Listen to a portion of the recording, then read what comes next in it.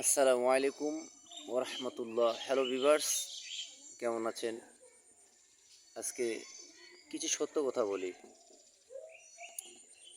কেউ খাবার জোগাতে কাজের সন্ধানে বেড়াচ্ছে, আবার কেউ অতিরিক্ত খেয়ে খাবার হজমের জন্য দৌড়াচ্ছে।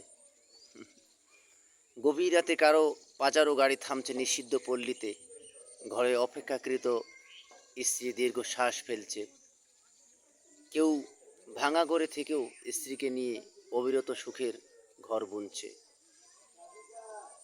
কেউ ভাবছে আর কয়েকটা দিন ডিভোর্স পেপারে সাইন করলেই মুক্তি। কেউ একটা সম্পর্ক টিকিয়ে রাখার জন্য যুদ্ধ করে চলছে। কেউ সন্তানকে ডাস্টবিনে ফেলে দিয়ে দায়মুক্ত হতে চাচ্ছে। কেউ একটা সন্তানের জন্য সারা জীবন হাহাকার করছে। কেউ লাখ লাখ টাকার ডাইনিং টেবিলে বসেও তৃপ্তি সহকারে ভাত খেতে পারছে না। কেউ পেঁয়াজ কাঁচামরিচ কচলিয়ে আরামে ভাত গিলছে।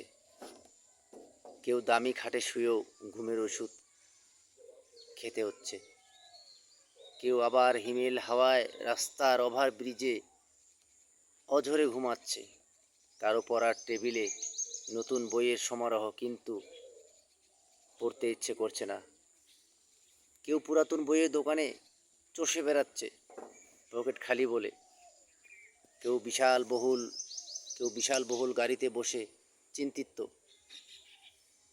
সন্তানগুলো মানুষ হলো না, এত সম্পত্তি রাখতে পারবো তো। কেউ পায়ে হেঁটে পথ চলছে, মনে মনে ভাবছে সন্তান তো মানুষ করতে পেরেছি, আল্লাহ চাইলে জীবনটা এখন গড়ে নেবে। সত্যি, নানান রঙের মানুষ, নানান রঙের স্বপ্ন ঘুরি। তবে শেষ ঠিকানা কি জানেন? শেষ ঠিকানা 3.5 হাত মাটি। তাই শেষ ঠিকানার জন্য কিছু জমা করি। আল্লাহ হাফেজ।